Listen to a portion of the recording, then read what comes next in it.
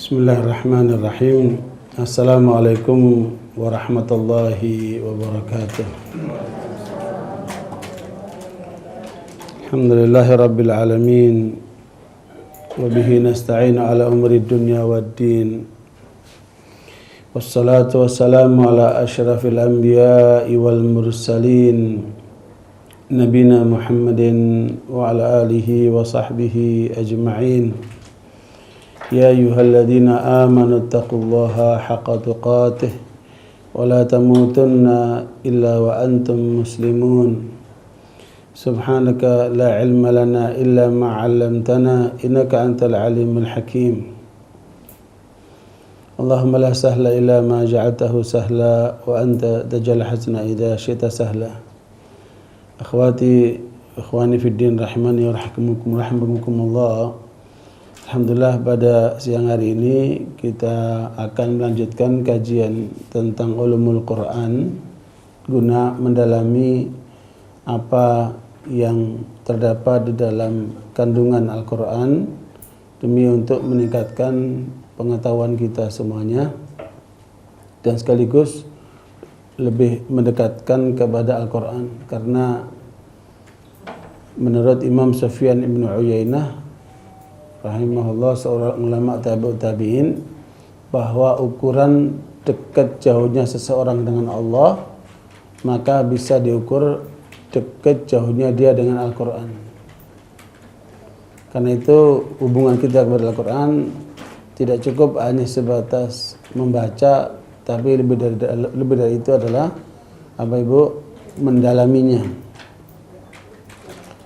Setelah itu baru mengamalkannya, setelah itu baru mengajarkannya, setelah itu baru berusaha untuk berhukum dengannya.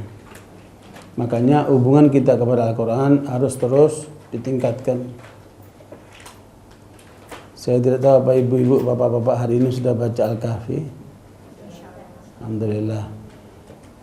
Itu bagian daripada unsur perhatian kita terhadap apa yang perlu kita lakukan terkait hubungan kita kepada Al-Quran, dan diusahakan kalau bisa sehari hatam 10 juz, sehingga 3 hari sekali hatam Quran. Ya, terutama yang punya kesempatan jangan sampai jauh dari Al-Quran. Ada kesempatan baca Quran. Paling tidak semalam itu Rasulullah menganjurkan minimal baca 10 ayat sebelum tidur.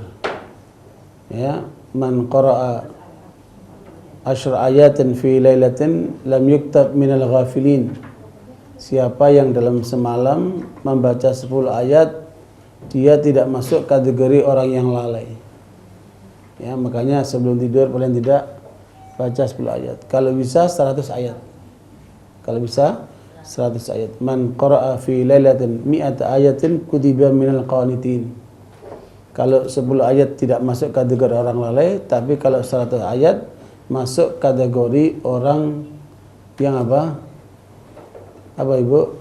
menghidupkan malamnya dengan zikir, dengan ibadah. Meskipun kita sudah tidur, ya, kita tidur sebelumnya membaca 100 ayat dari Al-Quran, selama kita tidur itu semua dicatat sebagai ibadah. Seakan-akan kita sedang tahajud, ya, padahal kita sedang tidur. Makanya kalau bisa itu diamalkan, jangan dilewatkan. Ya, mudah-mudahan dengan membaca 100 ayat sebelum tidur ini akan memudahkan untuk bangun sebelum subuh, sehingga berlanjut dengan tahajud minimal ketika adzan subuh. Jangan sampai kelewatan. Ya, makanya Bapak sekalian, ruqyah syar'iyyah, membacakan Al-Quran kepada mereka yang terkena pengaruh setan itu sangat efektif. Ya, mengapa seseorang itu mudah digoda sama setan? Mengapa seorang itu bahkan dirasuki oleh setan? Bukan cuma digoda, tetapi dirasuki oleh setan. Setan masuk ke dalam dirinya dan dia menguasai, sehingga seorang perempuan bisa suaranya laki, seorang laki bisa suara perempuan, dirubah semua sama dia. otaknya dikendalikan, ya, perilakunya dikendalikan sama setan itu. Bisa nggak itu? Bisa. Kenapa? Karena dia sedang lalai kepada Allah. Karena dia sedang jauh dari Al-Quran. Makanya cara mengusirnya dengan dibacakan Al-Quran. Pernah di Saudi Arabia itu ada seorang perempuan namanya Fatimah. Tapi suaranya laki. Keluarganya sudah membawa ke banyak ulama minta untuk dikembalikan perempuan ini sebagai perempuan, bukan suara laki. Sampailah kasusnya ke Syekh bin Baz rahimahullah. Kata Syekh bin Baz, kumpulkan semua ulama, nanti saya hadir dalam pertemuan itu. Dikumpulkanlah banyak ulama, dihadirkan perempuan itu, Syekh bin Baz datang. Syekh bin Baz orangnya buta. Kemudian terjadilah dialog antara Syekh bin Baz dengan wanita ini. Siapa kamu? Siapa kamu? Kata dia, saya jin dari India. Karena suaranya laki, bukan suara perempuan. Apa agamamu? Agamaku Hindu, kata dia. Mengapa kamu datang ke perempuan ini? Saya cinta sama dia. Ya. Nah, kemudian si siapa namanya? Syekh bin Baz menegur dia. Bagaimana kamu seorang Hindu kok mendatangi seorang muslimah? Apa itu muslimah? Dia nggak paham apa itu muslimah. Yaitu seorang yang sudah masuk, wanita yang sudah masuk Islam, wanita yang menjadi muslim. Apa itu Islam, kata dia. Maka Syekh bin Baz mulai menjelaskan apa itu Islam. Inna dina indallah al-Islam. Agama Allah adalah Islam. Makanya tidak ada jalan bagi kamu kalau ingin selamat kecuali dengan Islam. Kamu sebagai jin, kalau kamu mengikuti di luar Islam, maka kamu akan masuk neraka. Karena Allah menyebutkan, wa may yabtaghi ghairal islami dinan fala yuqbala minhu wa huwa fil akhirati minal khasirin. Siapa yang mengikuti agama di luar Islam, Allah enggak butuh orang seperti itu. Dan di akhirat akan menjadi rugi, masuk neraka. Maka saya serukan kamu wahai jin, masuklah Islam. Ya. Karena itu akan menjadi jaminan bagimu, kamu selamat dunia, selamat akhirat. Apa yang terjadi, Bapak sekalian? Jin itu menerima. Kalau gitu saya mau masuk Islam. Dialog ini diangkat sampai ke media Rabita Alam Islami yang bernama Akhbarul Alam Islami. Masuk berita itu. Saya baca cerita itu di Akhbarul Alam Islami. Maka dia minta untuk masuk Islam, dia terima. Maka kemudian Syekh bin Baz menuntun dia. Ya udah kamu ikuti saya. Asyhadu an la ilaha illallah wa asyhadu anna Muhammad Rasulullah. Masuk Islam tuh jin. Sehingga kemudian Syekh bin Baz mengatakan, karena kamu sekarang sudah muslim, tidak boleh kamu mengganggu orang lain. Keluarlah kamu dari diri perempuan itu, kembalilah kamu ke negerimu, dan serukan kaummu, para jin-jin yang Hindu itu, supaya masuk Islam. Dan sebelum kamu pergi, katakan Assalamualaikum, dan kembalilah kamu ke negerimu, serukan bangsamu untuk masuk Islam. Dia katakan Assalamualaikum. Terus kembalilah suara perempuan. Ya. Makanya saya menyampaikan kepada kawan-kawan yang biasa melakukan ruqyah kepada mereka yang terkena jin. Jadi tidak hanya sebatas mengusir pengaruh jin, tapi juga ada mendakwahi jin itu. Supaya tidak lagi dia mengganggu. Kalau dia diusir dari satu tempat, bisa jadi masuk ke orang lain lagi nanti. Ya, mendingan didakwain seperti itu. Nah, cara terbaik untuk kita menutup pintu-pintu jin ini dengan apa? Dengan Al-Quran. Ya, dengan Al-Quran. Makanya Bapak sekalian, Allah menyebutkan wa nunazzilu minal Qur'ani ma huwa syifaa'u wa rahmatan lil mu'minin. Ibu Bapak lihat surat apa? Al-Isra ayat 82. Ya, Allah turunkan Al-Quran ini sebagai apa? Ya, penyembuh. Ya, syifa itu apa? Penyembuh, bukan obat, tapi apa? Penyembuh. Ya. Al-Isra ayat 82, wa nunazzilu minal Qur'ani ma huwa syifaa'u wa rahmatan lil mu'minin wa la yazidu dhalimina illa khasara.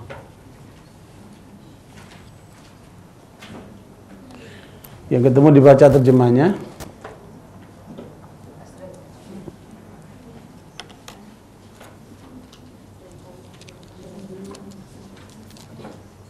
Dan kami turunkan dari Al-Quran sesuatu yang menjadi penawar dan rahmat bagi orang yang beriman. Sedangkan bagi orang yang zalim, Al-Quran itu hanya akan menambah kerugian. Ya. Nah, barakallahu. Makanya Al-Quran ini menjadi apa? Menjadi apa? Penyembuh. Bukan obat, tapi obat itu kan bisa sembuh, bisa tidak. Tapi kalau syifa pasti menyembuhkan. Ya. Karenanya kalau dimaksud penyembuh ini apa, Ibu? Fisik dan rohani. Jadi bukan cuma apa? Bukan cuma rohani saja, tapi juga fisik juga. Makanya disarankan bagi orang yang mengalami masalah di dalam kesehatannya, baik fisik maupun rohaninya, maka dibacakan Al-Quran sebelum pergi ke dokter. Ya, sebelum ke dokter bacakan Quran dulu. Barangkali dengan itu dia kembali sembuh. Ya. Dan Al-Quran juga sebagai rahmat. Kenapa? Karena dia sebagai petunjuk, mengarahkan ke arah yang benar. Seperti Allah sebutkan juga di dalam surat Al-Isra, surat yang sama, Bu, ayat yang ke-9. Ya. Ini harus menjadi panduan buat kita sekalian. Sebelum kita masuk ke bab yang ke-9, Allah katakan inna hadzal qur'ana yahdi lillati hiya aqwam wa yubashshirul mu'minina alladziina ya'maluna shalihat anna lahum ajran kabira. Ya. Selain Al-Quran itu sebagai penyembuh dan sekaligus rahmat buat kaum mukminin, dia akan menjadi petunjuk untuk mengarahkan kaum mukminin ke arah jalan yang benar, bahkan jalan yang lebih benar. Lillatihi aqwam. Ketemu? Dibaca terjemahnya. Sungguh Al-Quran ini memberi petunjuk ke jalan yang paling lurus dan memberi kabar gembira kepada orang mukmin yang mengerjakan kebajikan bahwa mereka akan mendapat pahala yang besar. Jadi nggak cukup ibu sekalian cuma pengetahuan tentang Al-Quran, pengetahuan tentang kebenaran Islam, tapi harus apa? Diamalkan. Makanya disebut dengan apa? Amal saleh. Karena Allah akan memberikan kepadanya pahala yang besar. Ya, berdasarkan ilmu yang dimiliki dari petunjuk Al-Quran, kemudian dia apa? Dia praktekkan. Makanya beberapa waktu yang lalu kita mengadakan pelatihan buat ibu-ibu di daerah Bekasi. Karena saya melihat banyak sekali pengajian ibu-ibu ini, tapi tidak menghasilkan apa-apa. Hanya datang, kumpul, ngaji, pulang. Kumpul, ngaji, pulang. Ya, lebih buruk lagi kalau sampai lupa. Udah ngaji jauh-jauh, sekian lama ngaji nggak pinter-pinter, lupa melulu. Kenapa? Nggak dicatat dan terutama nggak diamalkan. Kalau orang polanya itu tidak polanya mengamalkan ilmu yang dia peroleh, maka terjadi apa? Menguap ilmunya itu. Makanya para sahabat radhiyallahu anhum, pola mereka belajar sehari itu 5-10 ayat, tapi diamalkan. Makanya Ibnu Umar mempelajari Al-Baqarah itu 8 tahun. Karena polanya itu dipahami, diamalkan, dipahami, diamalkan. Jadi ilmu itu sarana untuk kita apa? Beramal. Ya, nah beramal itu bukan hanya untuk diri sendiri, juga bisa untuk orang lain. Ketika ibu udah belajar tentang Al-Quran, baik itu membacanya maupun memahaminya, ibu ajarkan ke orang lain, ke anak-anaknya, ke suaminya, ke tetangganya, ke orang lain. Nah itu dalam bentuk apa? Menyampaikan. Apalagi sampai mengamalkan, dia mencontohkan. Ya, kita tahu bahwa Nabi mengajarkan khatamkan Al-Quran 3 hari sekali. Kita khatamkan betul, setiap hari 10 juz. Itu tandanya apa? Ilmunya bermanfaat, karena diamalkan. Dia tahu bahwa kalau membaca Al-Quran minimal semalam itu 10 ayat. Ya, supaya tidak jadi orang lalai, diamalkan. Ketika dia tahu bahwa lebih bagus 100 ayat, diamalkan. Bukan cuma ilmu yang dicatat, tapi apa? Dipraktikkan. Nah itu Allah akan berikan pahala yang besar. Nah karenanya sekalian, kita kemarin mengadakan pelatihan ibu-ibu bagaimana meningkatkan peranan kaum wanita. Waduh, meludak ibu. Target kita waktu itu sama pengurus cuma 150 orang. Yang daftar sampai 300 lebih. Kita turunkan spanduknya, jangan sampai kelewatan. Sebab kalau kebanyakan panas juga itu ruangannya. Ya, makanya saya juga berharap ibu-ibu di sini juga ada langkah-langkah yang nyata yang bisa berlanjut setelah apa ngaji ini. Ya, ada action. Nah, Barakallahu ini sekedar pendahuluan untuk supaya kita lebih konsentrasi di dalam hubungan kita kepada Al-Quran. Kita sekarang masuk ke poin yang ke-9, halaman 194 dari buku Ulumul Quran yang ditulis oleh Syekh Manaqatan, pengantar studi ilmu Al-Quran. Kita sampai kepada halaman 194 terkait dengan turunnya Al-Quran dengan 7 huruf. Ya. Karena kemarin ibu sekalian kami mengadakan pertemuan ulama se-Asia Tenggara di Sentul. Kami kedatangan seorang anak muda dari Mesir, tapi dia ahli qiraat. Ya, bahkan disebutkan menurut berita kawan-kawan itu, ini nomor 2 di dunia ini anak muda ini. Sekarang dia dikontrak sama Malaysia. Di hadapan kita dia bacakan Al-Quran dengan qiraat-qiraat yang macam-macam itu. Kalau di depan umum dikira dia bacanya salah pasti itu. Ya. Karena itu macam-macam qiraat di hadapan para ulama dia bacakan menjadi indah sekali. Ya. Mungkin satu saat ada ibu-ibu akhwat yang pintar menguasai ilmu qiraat, mungkin nanti bisa belajar secara khusus. Ya, di Solo itu ada Ustadz Ahlam dari Malaysia, dari Yaman. Itu banyak ibu-ibu yang hafidhah itu pada datang ke sana untuk belajar qiraat. Ya, kita sekarang berusaha untuk mendatangkan di Jakarta ini ada seorang yang ahli qiraat supaya bacaannya menjadi pada bagus. Ya, sekaligus paham tentang hukum-hukum qiraat itu. Sehingga ketika mendengarkan kita bisa menikmati arti bacaan itu. Nah, di antaranya terkait dengan tema ini, Bu, yaitu Al-Quran turun dengan 7 huruf. Silakan dibaca, Bu, pengantarnya.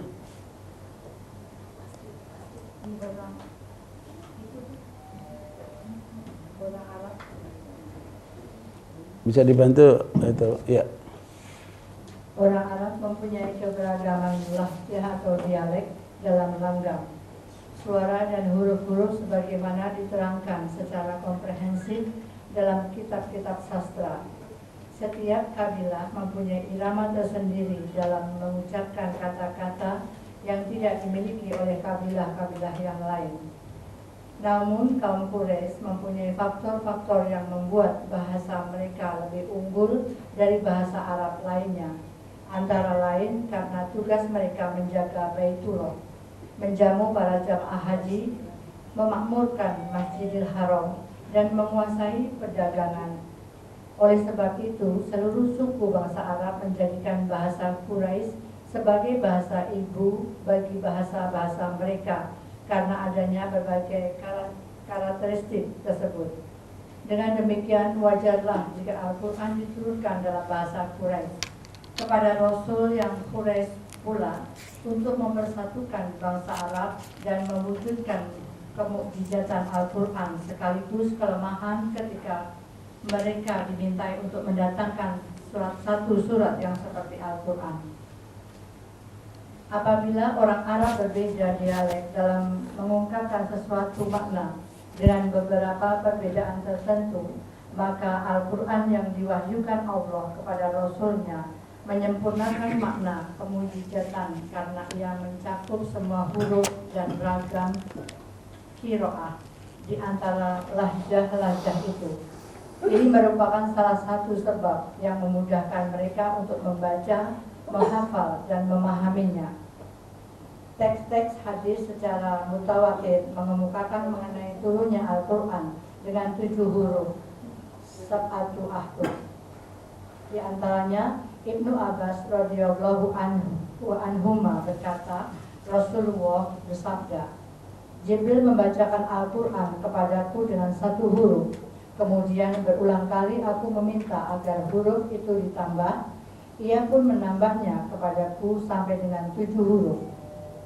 Ubay bin Ka'ab berkata, ketika Nabi berada di dekat parit Bani Ghifar, ia didatangi Jibril seraya berkata, Allah memerintahkanmu agar membacakan Al-Quran kepada umatmu dengan 1 huruf. Beliau berkata, aku memohon kepada Allah ampunannya, karena umatku tidak dapat melaksanakan perintah itu. Kemudian Jibril datang lagi untuk yang kedua kalinya dan berkata, Allah memerintahkanmu agar membaca Al-Quran kepada umatmu dengan 2 huruf. Nabi menjawab, aku memohon ampunannya, umatku tidak kuat melaksanakannya. Jibril lalu datang lagi untuk yang ketiga kalinya dan berkata, Allah memerintahkanmu agar membacakan Al-Quran kepada umatmu dengan 3 huruf. Nabi tetap menjawab, aku memohon ampunan kepada Allah, sebab umatku tidak dapat melaksanakannya. Kemudian Jibril datang lagi untuk yang keempat kalinya seraya berkata, Allah memerintahkan kepadamu agar membacakan Al-Quran kepada umatmu dengan 7 huruf. Dengan huruf mana saja mereka membaca, mereka tetap benar. Dari Umar bin Al-Khattab, ia berkata, aku mendengar Hisham bin Hakim membaca surat Al-Furqan di masa hidup Rasulullah. Aku perhatikan bacaannya. Tiba-tiba ia membacanya dengan banyak huruf yang belum pernah dibacakan Rasulullah kepadaku, sehingga hampir saja aku melabraknya di saat ia sholat. Tetapi aku urungkan, maka aku menunggunya sampai salam. Begitu selesai, aku tarik pakaiannya dan aku katakan kepadanya, siapakah yang mengajarkan bacaan surat itu kepadamu? Ia menjawab, Rasulullah yang membacakannya kepadaku. Lalu aku katakan kepadanya, kamu dusta. Demi Allah, Rasulullah telah membacakan juga kepadaku surat yang sama, tetapi tidak seperti bacaanmu. Kemudian aku bawa dia menghadap Rasulullah, dan aku ceritakan kepadanya bahwa aku telah mendengar orang ini membaca surat Al-Furqan dengan huruf-huruf atau bacaan yang tidak pernah engkau bacakan kepadaku. Padahal engkau sendiri telah membacakan surat Al-Furqan kepadaku. Maka Rasulullah berkata, lepaskan dia, hai Umar, bacalah surat tadi, wahai Hisham. Hisham pun kemudian membacanya dengan bacaan seperti ku dengar tadi. Maka kata Rasulullah, begitulah surat itu diturunkan. Ia berkata lagi, bacalah wahai Umar. Lalu aku membacanya dengan bacaan sebagaimana diajarkan Rasulullah kepadaku. Maka kata Rasulullah, begitulah surat itu diturunkan. Sesungguhnya Al-Quran itu diturunkan dengan 7 huruf. Maka bacalah dengan huruf yang mudah bagimu di antaranya. Hadis-hadis yang berkenaan dengan hal itu amat banyak jumlahnya, dan sebagian besar telah diselidiki oleh Ibnu Jabir di dalam pengantar tafsir. Jarir di dalam pengantar tafsirnya. As-Suyuti menyebutkan bahwa hadis-hadis tersebut Diriwayatkan dari 21 orang sahabat, Abu Ubaid Al-Qasim bin Salam menetapkan kemutawatiran hadis mengenai turunnya Al-Quran dengan 7 huruf. Ya, barakallahu fikum. Bapak sekalian, tema tentang 7 huruf ini akan dibahas nanti penjelasannya, tetapi perlu diketahui bahwa karena Al-Quran berasal dari Allah Subhanahu wa taala, baik huruf maupun lafadznya sekaligus juga maknanya, maka otomatis apa yang tertera di dalamnya merupakan satu wahyu yang tidak ada sedikit pun campur tangan Nabi Muhammad atau manusia. Makanya otentisitas Al-Quran tidak diragukan lagi, sehingga tidak ada kitab suci di dunia ini yang murni, tidak ada campur tangan manusia kecuali Al-Quran. Dan itu menjadi kekhususan umat Nabi Muhammad sallallahu alaihi wasallam. Kalau Bible telah mengalami perubahan oleh tangan-tangan manusia, karena Allah memberikan pengawalan kitab suci Bible kepada umatnya. Ketika umatnya lalai, maka terjadilah perubahan-perubahan. Tetapi kalau Al-Quran, Allah sendiri yang menjaganya. Inna nahnu nazzalna dzikra wa inna lahu lahafidun. Kami yang turunkan Al-Quran, kami yang menjaganya. Makanya Al-Quran terjaga baik lafadznya maupun kandungannya. Ya, termasuk di dalamnya terdapat mukjizat-mukjizat yang luar biasa, baik mukjizat bahasa atau mukjizat ilmiahnya. Ya, makanya Al-Quran menjadi sumber kajian oleh berbagai pihak. Saya punya kajian yang dilakukan oleh kaum Yahudi. Jadi ternyata kaum Yahudi itu intens sekali mengkaji Al-Quran itu. Begitu pula kaum orientalis, orang barat, itu sangat intensif sekali mengkaji Al-Quran. Tujuan mereka untuk apa? Mencari kelemahannya. Dengan berbagai cara mereka lakukan, tetapi dengan sulit dan bahkan tidak menemukan apa yang mereka inginkan itu. Karena semua bisa dibantah. Ya. Karenanya sekalian, bagaimana dengan kita umat Islam? Harusnya lebih intens ya di dalam kita menggali Al-Quran. Nah, Al-Quran ini oleh Allah diletakkan di Lauh Mahfuz. Ya. Diletakkan di Lauh Mahfuz. Itu yang hanya tahu hanya Allah SWT. Kemudian yang kedua diturunkan di Baitul Izzah. Ya, di atas langit. Yang kemudian baru diturunkan secara bertahap kepada Muhammad sesuai dengan perkembangan yang ada di saat itu. Sampai Rasulullah wafat, Al-Quran sudah tuntas, sudah selesai. Ya, dengan turunnya pada saat Rasulullah pada Haji Wada, Allah turunkan al-yauma akmaltu lakum dinakum wa atmamtu alaikum ni'mati wa raditu lakum al-Islam Madinah. Makanya dengan wafatnya Rasulullah, selesailah wahyu itu. Meskipun menurut Syiah ada wahyu lagi, yang dimana malaikat Jibril datang ke Fatimah Az-Zahra, putri Rasulullah, masih menyampaikan wahyu-wahyunya. Nah, ini menurut Syiah. Makanya di tengah mereka ada namanya Mushaf Fatimah. Mushaf Fatimah itu apa? Kumpulan wahyu yang disampaikan oleh malaikat Jibril kepada Fatimah Az-Zahra, dicatat oleh Ali bin Abi Thalib. Jelas ini kebohongan. Ya, karena wahyu sudah terputus dengan wafatnya Nabi Muhammad SAW. Nah, saudara sekalian, pertanyaannya, mengapa Allah turunkan Al-Quran pakai bahasa Arab? Kok nggak pakai bahasa lain? Ya, karena Rasulullah SAW diutus oleh Allah kepada umatnya. Rasulullah diutus di mana? Di bangsa Arab. Dan bangsa Arab itu terdiri dari dua kelompok besar, namanya suku Adnan sama Qahtan. Ya, dari dua puak besar inilah lahirnya Nabi Ismail. Dari suku Jurhum. Dari Nabi Ismail inilah lahirnya Nabi Muhammad SAW. Jadi Muhammad keturunan dari Nabi Ismail. Nabi Ismail putra siapa itu? Nabi Ibrahim. Ya, makanya Di dalam surat Al-Baqarah ayat 128, Nabi Ibrahim berdoa. Bapak lihat silakan surat Al-Baqarah ayat 128. Rabbana wab'ats fihim rasulan minhum yatlu alaihim ayatik wa yu'allimuhumul kitaba wal hikmata wa yuzakkihim. 109 Bu. 109. Ya Tuhan kami, Innaka antal azizul hakim. Ya.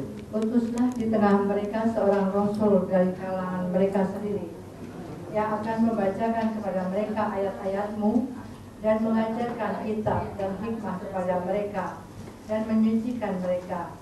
Sungguh Engkaulah yang Maha Perkasa, Maha Bijaksana. Jadi ibu lihat di dalam ayat ini Nabi Ibrahim berdoa agar diutus seorang rasul dari tengah-tengah umat mereka. Umat siapa ini? Bangsa Arab. Apa yang diminta Nabi Ibrahim? 3 hal. Rasul itu membacakan ayat-ayat-Mu. 1. Yang kedua, Rasul itu mengajarkan mereka Al-Quran dan Sunnah. 2. Yang ketiga, Rasul itu mensucikan jiwa mereka. Ya, yang pertama, Rasul diharapkan untuk apa? Membacakan ayat-ayat Allah. Yang kedua, mengajarkan Al-Quran dan Sunnah. Dan yang ketiga, mensucikan jiwa mereka. Inilah permintaan Nabi Ibrahim alaihissalam.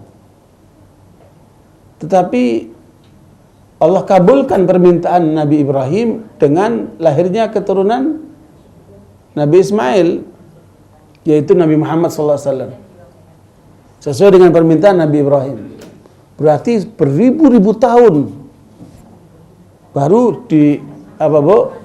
dikabulkan doanya. Makanya doa itu nggak harus dikabulkan saat itu, bisa ditunda. Ya. Makanya Bapak Ibu jangan lupa untuk berdoa agar dari keturunannya ada orang-orang soleh yang memperjuangkan Islam. Jangan lupa itu. Ya. Di antaranya kan kita selalu doa Rabbana hablana min azwajina wa dzurriyyatina qurrata a'yun. Itu kenapa itu? Dzurriyyatina, keturunan kami. Bisa keturunan langsung, bisa keturunan kesekian nanti kan. Kalau bisa setiap keturunan itu lahir qurratu a'yun. Wa ja'alna lil muttaqina pemimpin bagi kaum mukminin. Luar biasa itu. Nabi Ibrahim berdoa minta sama Allah untuk lahir dari keturunannya seorang rasul. Allah kabulkan lahirlah Nabi Muhammad SAW dari keturunan Nabi Ismail. Makanya kaum Yahudi marah. Nabi Ibrahim punya 2 anak, Ismail sama Ishak. Dari Ishak lahirlah nabi-nabi juga. Ya, mulai dari Nabi Yakub sampai Nabi Isa alaihissalam. Itu semua keturunan siapa? Keturunan Ishak. Tapi dari Nabi Muhammad baru muncul, dari keturunan Ismail baru muncul Nabi Muhammad SAW. Padahal selama ini nabi-nabi muncul dari keturunan Nabi Ishak. Tidak ada masalah. Tapi ketika turun nabi yang keturunan Nabi Ismail, mereka marah. Makanya mereka menolak. Ya, Nabi Isa ditutus untuk Bani Israel. Ya, aku diutus kepada domba-domba Israel, bukan untuk manusia di seluruh dunia. Jadi Kristen itu hakikatnya diutus Nabi Isa diutus membawa Kristen kepada hanya Bani Israel. Nggak pantas orang Indonesia jadi Kristen, nggak pantas orang Amerika jadi Kristen, ya Bu. Makanya kalau Islam beda, Islam diutus, Nabi Muhammad diutus oleh Allah untuk alam semesta. Wa ma arsalnaka illa rahmatan lil alamin.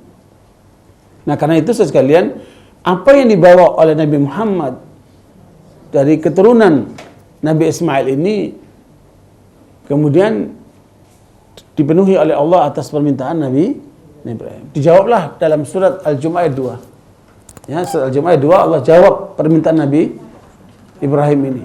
Apa isinya? Walladzi ba'atsa fil ummiyina rasulan minhum yatlu alaihim ayatih. Al-Jumu'ah ayat yang kedua. Yatlu alaihim ayatih wa yuzakkihim wa yu'allimuhumul kitaba wal hikmah wa in kanu min qablu la fi dhalalin mubin.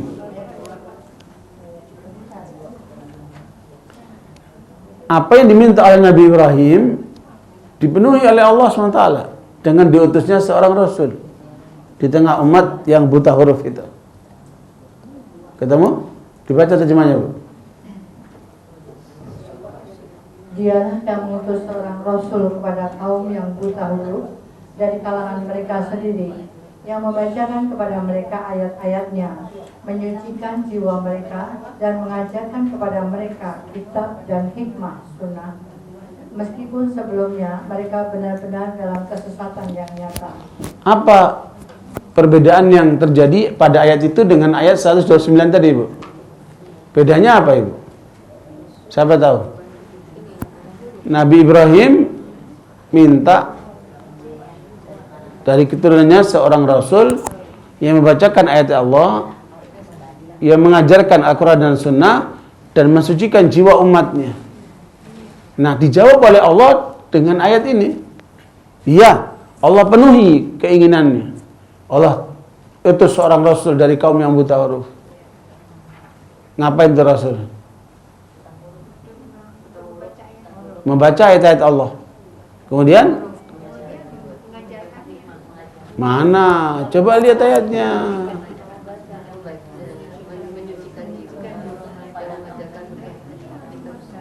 Bedanya apa? Siapa yang tahu? Hah? Tidak, baca, dibacakan. Kan bukan maksudnya dia membacakan. Ketika membacakan itu kan nggak perlu lihat karena dia hafal. Iqra bismi rabbikal ladzi khalaq. Beliau bacakan. Nggak harus lihat kan? Tapi ada bedanya di situ. Apa bedanya, Bu? Antara permintaan Nabi Ibrahim dan balasan dari Allah SWT. Siapa yang tahu? Hah?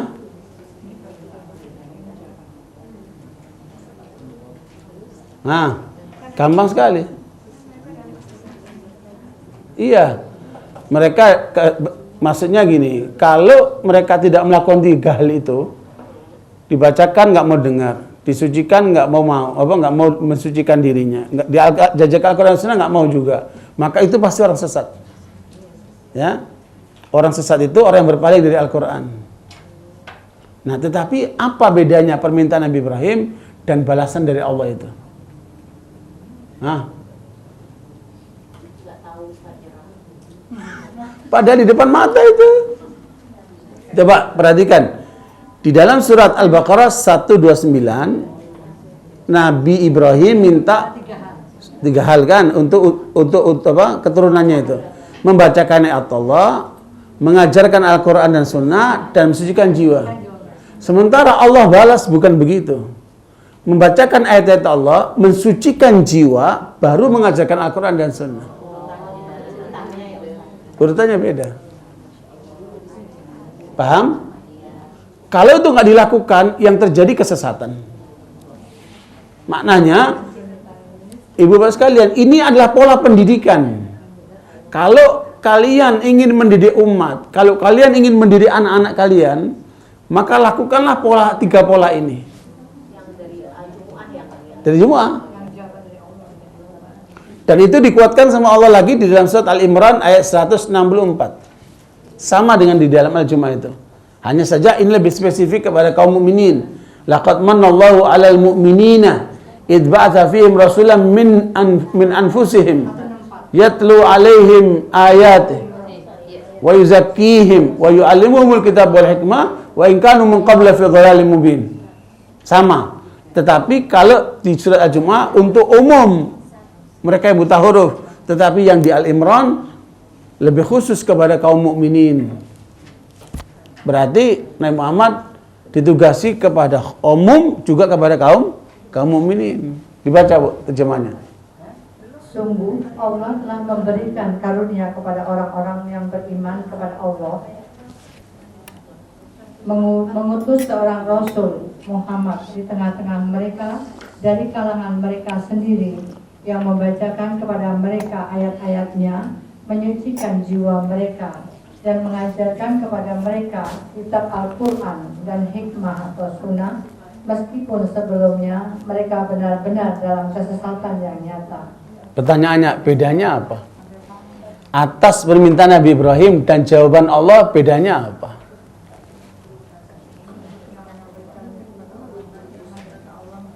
Nah, siapa yang tahu?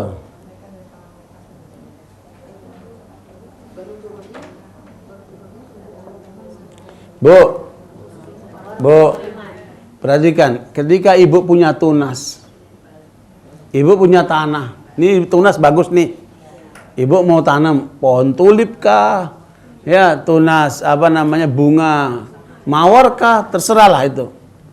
Ibu punya tunas bagus nih. Ketika ibu mau menanamkan kepada tanah itu, cara ibu bagaimana? Ya, harus digemburkan dulu tuh tanah kan, digemburkan dulu, disirami, baru ditanam supaya tumbuh subur. Ya, ternyata kata Allah, kalau kamu ingin mempelajari Al-Quran dan Sunnah, kamu harus awali dulu dengan banyak baca Al-Quran. Kamu harus awali dulu dengan mensucikan jiwamu. Seperti tanah yang harus digemburkan dulu itu. Baru kamu tanam. Banyak orang yang belajar Al-Quran dan Sunnah tidak melalui proses itu. Timbulnya apa? Paham Al-Quran tapi galak sama orang.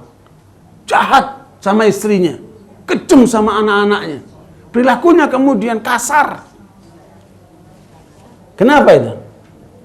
Dia punya ilmu Al-Quran, dia punya ilmu Sunnah, tapi akhlaknya buruk, adabnya rendah, perilakunya kasar, orang pun menjauh sama dia. Apaan Ustaz kayak begitu? Kenapa? Karena dia tidak melakukan pola ini. Ya, artinya untuk belajar agama itu ada tata caranya, Ibu. Allah ajarkan seperti itu. Makanya Bapak sekalian yang suka mulai mendalami ilmu Islam, jangan berhenti baca Al-Quran. Terus baca Quran. Jangan ada sehari tidak baca Quran. Meskipun 1 juz. Kalau bisa berapa?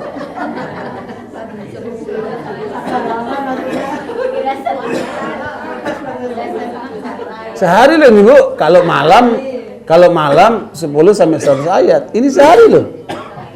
Kita punya 24 jam. Minimal berapa tadi? 1 juz. Kalau bisa berapa? 10 juz. Ya, idealnya berapa? 10 juz. Saya mau tanya, ingin masuk surga enggak? Ingin dijauhi oleh setan enggak? Dipraktekin itu. Ya. Supaya apa? Hati kita lembut. Otak kita terbuka. Ya. Dan mudah untuk menerima kebenaran. Itu dengan banyak baca Al-Quran. Baru setelah itu apa? Tazkiyatun nufus. Belum baca Al-Quran, belum mempelajari Quran Sunnah nih Bu. Allah mengajarkan kalau kamu ingin betul ilmumu berarti, banyak baca Quran. Kemudian sucikan jiwamu. Apa itu menyucikan jiwa Bu? Ada 3. Mensucikan jiwa itu ada 3 Ibu. Ya Bu? Mensucikan jiwa itu ada 3 polanya Ibu. Pertama, menanamkan tauhid. Selalu terhubung dengan Allah. Inna salati wa nusuki wa mahyaya wa mamati lillahi rabbil alamin. Jangan ada kata-kata keluar dari mulut kita kecuali karena Allah. Jangan ada kaki kita melangkah kecuali karena Allah. Ibu kesini ngapain? Harus karena Allah. Ibu masak ngapain? Karena Allah. Ibu tidur ngapain? Karena Allah. Subhanallah. Itu seluruh waktu kita, seluruh perilaku kita menjadi apa? Ibadah. Nah, tanamkan tauhid itu. Dan itu letaknya di mana? Makanya, Bu, niat itu adalah perdagangnya para ulama. Niat itu sepertiga ilmu, Ibu.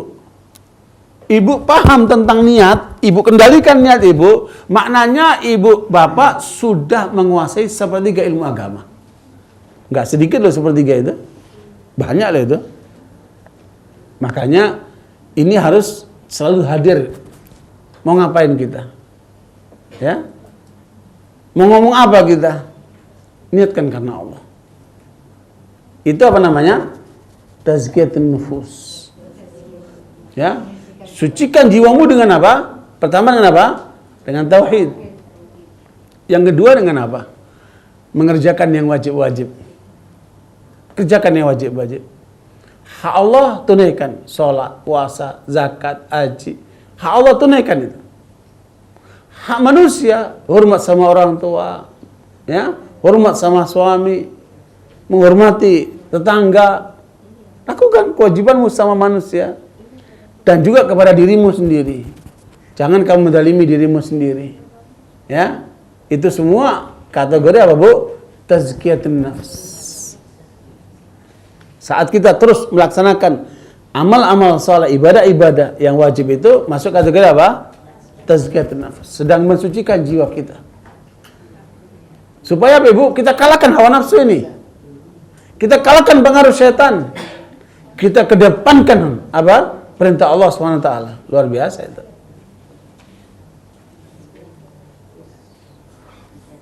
Bu, tahu nggak yang paling banyak ngerusak manusia apa? Hah? Angan-angan. Panjang angan-angannya.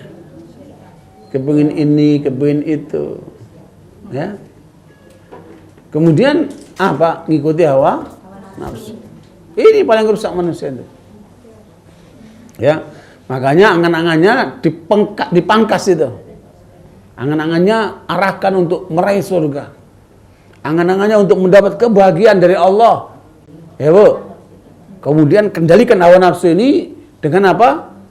Kita bawa diri ini dalam ketaatan kepada Allah. Apa itu? Tazkiyatun nafs. Dengan yang kedua apa? Menjalankan kewajiban-kewajiban. Yang ketiga apa? Menjalankan yang sunnah-sunnah. Ya, sunnah sholat, sunnah puasa, sunnah apa namanya sedekah, sunnah-sunnah yang lainnya. Amalkan sunnah-sunnah itu. Nah, dengan tiga ini akan terjadi kesucian dalam jiwa kita, kebersihan dalam jiwa kita. Ibarat tanah itu sudah digemburkan, ya. Ketika sudah gembur, ketika ditanam, tumbuh nggak itu? Tumbuh. Nah, setelah jiwamu sudah bersih, siap menerima kebenaran, baru tanamkan Al-Quran dan Sunnah di situ. Ya akan muncul. Wattaqullaha wa yu'allimukumullah. Bertakwalah kamu kepada Allah, Allah akan berikan ilmu kepadamu. Jadi takwa dulu baru apa?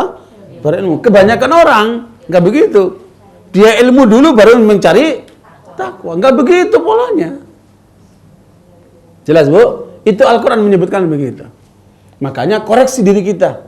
Kalau pola kita ingin berhasil di dalam mendalam apa? Ilmu din.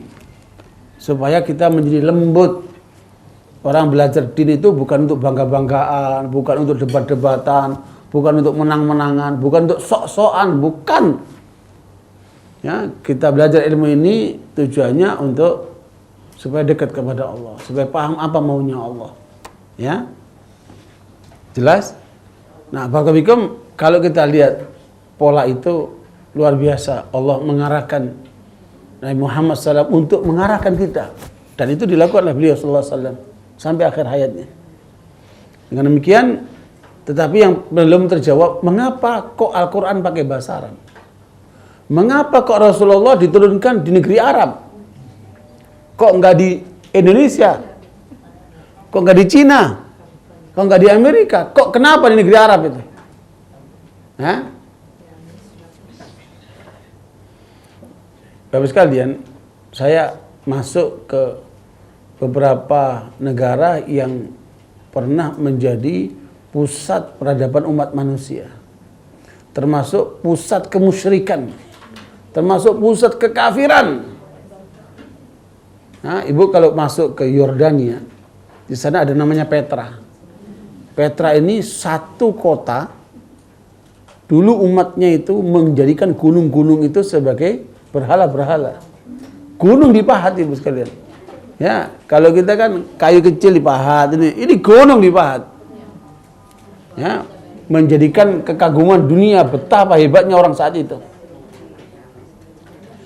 Kita masuk ke Mesir di Luxor itu ada satu kota yang dibangun oleh Firaun. Pondasinya itu ibu pakai marmer besar gede-gede. Wa fir'auna dzil autad, kata Allah, Firaun yang telah membangun pondasi-pondasi apa? Pancang-pancang yang hebat itu. Sebesar apa ibu? Saya sama rombongan jamaah saya coba pegang-pegangan tangannya. Satu tiang itu berapa orang? 13 orang ibu. Saking besarnya tiang itu, kokoh. Dan itu satu kota ibu. Bukan cuma satu dua, satu kota itu dibikin. Emang hebat.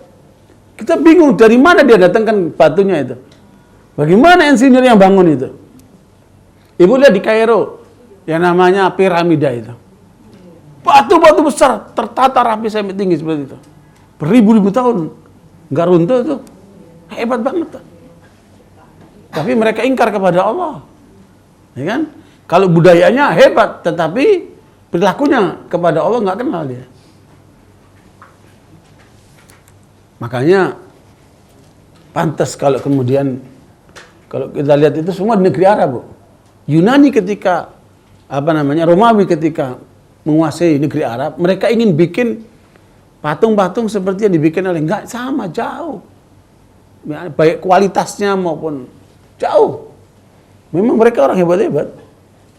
Nah, pantas kalau Rasulullah diutus di tengah bangsa Arab itu karena di waktu itu bangsa Arab ini termasuk yang paling maju peradabannya, kemudian cara berpikirnya, termasuk bahasanya.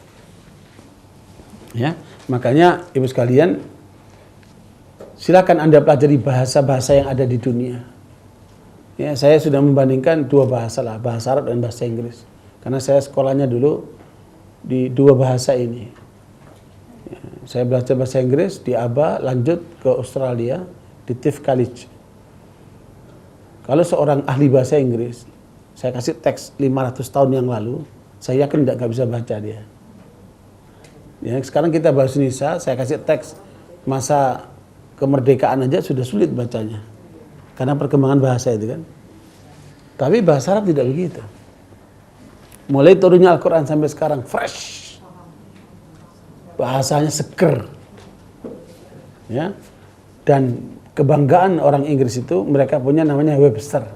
Kamusnya itu namanya Webster. Itu kamus kebanggaan bahasa Inggris. Orang-orang Inggris itu. Kita kalau belajar bahasa Arab, ada kamus namanya Lisanul Arab. Ada lagi Tajul Arus. Kitabnya gede-gede banget ibu. Kaya bahasa Arab itu ibu. Untuk mengatakan rumah saja, itu sampai ratusan kosakatanya itu. Kaya sekali bahasa Arab itu. Dan bukan cuma itu. Keindahan bahasa itu meresap sampai bukan cuma di akal, sampai ke hati. Nah, itulah kemudian Allah turunkan Al-Quran dalam bahasa Arab yang itu kemudian mencakup seluruh makna. Makanya banyak dari Al-Quran yang tidak bisa diterjemahkan ke dalam bahasa Indonesia. Karena kita nggak punya bahasa itu. Contohnya, din. Inna dina indallahil Islam. Din itu mau diterjemahkan pakai bahasa Indonesia pakai apa? Agama. Nggak nyambung. Agama itu cuma etika. Padahal bahasa Arab itu ad-din itu apa? Way of life, pedoman hidup. Nggak sama kan? Etika dengan pedoman hidup nggak sama. Jadi din itu nggak bisa diterjemahkan dengan bahasa apapun. Religion bahasa Inggris nggak pas. Karena din itu way of life, pedoman hidup. Weltanschauung. Itu luar biasa kandungannya itu kan. Karena mengatur seluruh kehidupan manusia. Baik pribadi, keluarga, masyarakat, negara, ekonomi, semuanya diatur di situ. Dan itu tidak bisa diwakili oleh kata-kata agama itu. Cuman karena kita sudah terbiasa dengan bahasa itu, ya sudah apa lagi. Tapi tidak bisa memberikan makna yang sebenarnya dari kandungan maksud yang terdapat dalam bahasa aslinya itu. Makanya Umar Khattab radhiyallahu anhu mengatakan kepada umat Islam wajib belajar bahasa Arab. Ya, bagi mereka yang ingin mendalami Al-Quran dan Sunnah, mendalami Islam. Kalau enggak, terjemahan itu banyak salahnya itu. Karena apa? Terjemahan bahasa kita agak ada kelemahan, tidak bisa memberikan kandungan yang asli dalam bahasa Arabnya. Ala kulli hal, saya punya buku judulnya The Miracle of Language. Ya, keanehan miracle itu keajaiban bahasa. Menurut mereka, dari penelitian mereka, bahasa itu muncul dari mana? Bahasa itu muncul dari mana? Dari pengalaman. Ada angin, wung, mereka bilang wine, atau mereka bilang angin, ya kan? Terus mereka membutuhkan ini artinya sendok. Jadi karena dasar kebutuhan harian, maka mereka memberikan nama itu. Apa begitu asli bahasa itu? Nah, Bu, siapa yang mengajarkan bahasa pertama kali? Siapa, Ibu? Di mana Allah mengajarkan itu? Al-Baqarah berapa? Betul. Ya, yang mengajarkan bahasa siapa? Oh, itu ayatnya. Al-Baqarah 31. Wa 'allama Adam al-asma'a kullaha thumma 'aradahum 'alal malaikah. Jadi Allah yang mengajarkan bahasa itu. Makanya Allah jadikan berbagai macam bahasa yang terjadi antar manusia, dan Indonesia termasuk juga kaya bahasa daerahnya ya. Ya, disatukan dengan bahasa Indonesia, tapi bahasa daerahnya kaya. Ratusan bahasa daerah Indonesia ini. Tetapi asli bahasa itu diberikan oleh Allah Subhanahu wa taala. Diajarkan oleh Allah Subhanahu wa taala. Dan puncaknya bahasa itu ada dalam bahasa Arab ini. Maka itu dijadikan terbaik bahasa adalah bahasa Al-Quran. Ya. Makanya Ibu sekalian, apa yang tertuang di dalam bahasa Al-Quran ini yang kita rasakan pengaruhnya sampai kepada jiwa yang paling dalam. Karena memang bahasanya itu luar biasa.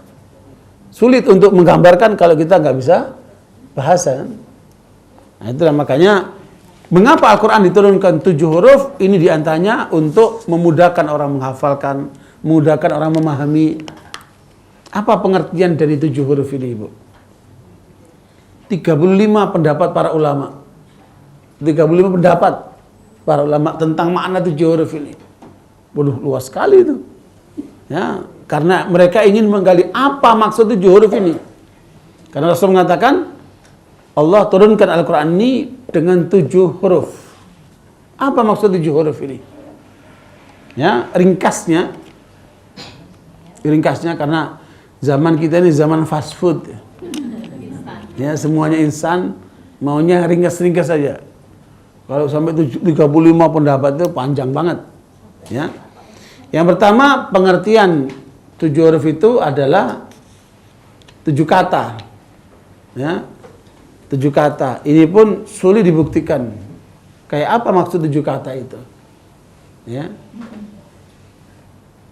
Yang kedua, 7 huruf itu maksudnya 7 bahasa. Ya. 7 huruf maksudnya apa? 7 bahasa. Bisa jadi ini yang kalau 7 kata itu ini yang menginspirasi Piagam Jakarta itu ya. Ya. Ada 7 kata. Kewajiban bagi setiap muslim untuk menegakkan syariat agamanya. Ya. Itu tertuang di dalam Piagam Jakarta, ya kemudian dihapus ya karena menguntungkan kaum muslimin. Ya. Founding Fathers kita itu hebat, mereka menyiapkan panduan, pegangan secara yuridis formal untuk umat ini bisa menegakkan syariatnya. Tapi sayangnya 7 kata itu hanya dihapus dengan alasan macam-macam. Yang alasan yang paling menonjol adalah karena ada tekanan dari pihak wilayah timur yang non muslim itu. Ada tekanan dari Jepang. Tapi semua itu nggak bisa dibuktikan. Nah, itu hanya alasan saja.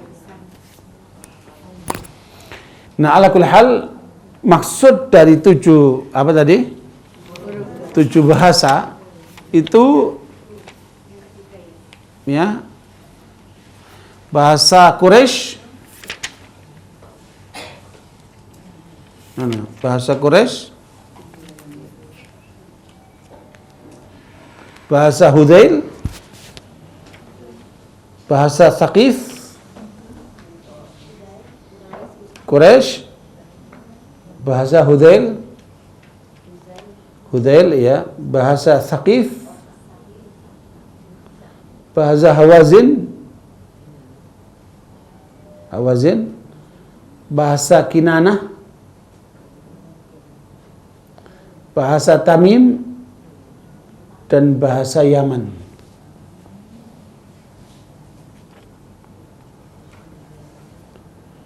Ketika terjadi perbedaan antara 7 bahasa ini, maka rujukan utamanya adalah bahasa Quraisy. Kenapa? Kenapa Bapak Ibu sekalian? Karena bahasa Quraisy ini dianggap sebagai ibunya bahasa, karena Quraisy ditugasi untuk merawat Ka'bah, menghormati jamaah haji, ya, dan lebih berinteraksi secara internasional karena dari berbagai wilayah datang ke situ. Ya, ini adalah pendapat yang kedua, pendapat yang terkait dengan 7 huruf, maksudnya adalah 7 bahasa. Di sini akan menyebabkan yang ketiga, ya, menyebabkan yang ketiga, yaitu 7 qiraat. 7 qiraat. Nah, karena beda bahasa akan beda qiraatnya, ya. Makanya di dalam Al-Quran ditemukan ada macam-macam qiraat. Ada 7 qiraat. Dan ada qiraat yang disebut dengan syadzah. Syadzah itu ya dianggap ganjil. Umpamanya wajaat sakratul mauti bil haqq. Al-Quran kan menyebut gitu ya. Wajaat sakratul mauti bil haqq. Tetapi qiraat yang syadzah membaca wajaat sakratul haqqi bil maut. Beda enggak? Beda. Ganjil itu. Ya, wajaat sakratul haqqi bil maut, dan datanglah sakratnya kebenaran dengan kematian. Jadi kayak jadi ganjil. Maknanya pun jadi berubah. Wajaat sakratul mauti bil haqq, dan sungguh pada saat sakratul maut datang, maka itulah saat kebenaran yang akan tampak. Ya. Makanya itu menjadi peringatan buat kita semuanya, hati-hati ketika datangnya sakratul maut. Karena saat itu kata Nabi, tadzakkaru hadimal ladzat. Ya, hati-hati kamu terhadap yang menghancurkan kelezatan. Apa yang menghancurkan kelezatan, Bu? Kematian. Ya, makanya sebelum datangnya itu bersiap-siaplah untuk menghadapi kematian. Di Jakarta ditemukan penelitian seseorang terhadap 1000 orang yang meninggal di rumah sakit, ya, yang bisa mengucapkan nama Allah, la ilaha illallah, cuman 7%. Ya, sekitar 70 orang dari 1000 orang itu, 7%. Ya, dan itu ditanyakan sama keluarganya yang meninggal itu, mengapa kok sampai orang-orang ini bisa mengucapkan la ilaha illallah atau menyebut nama Allah saat meninggal? Yang ditemukan apa? Mereka senantiasa menjaga salat berjamaah atau salat tepat waktu. Ya, menjaga sholatnya.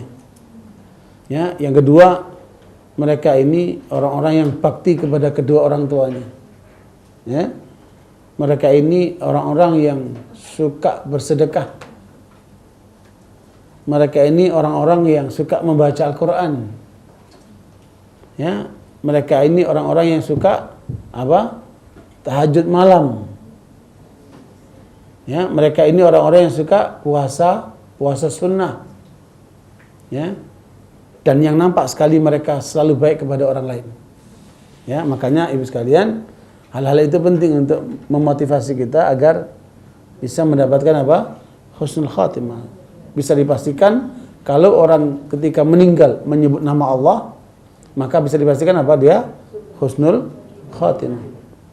Karena Nabi menyebutkan, man kana akhiru kalami la ilaha illallah dakhala al-jannah. Siapa yang kata-kata terakhirnya ketika meninggal mengucapkan la ilallah, maka dijamin surga. Ya. Nah, barakallahu ini yang ketiga terkait dengan apa? Qiraat. 7 apa? 7 qiraat. Nah, kalau Bapak Ibu nanti mendengarkan ada seorang ahli qiraat, maka dengan beda-beda bacaannya itu akan menggambarkan kayanya Al-Qur'an.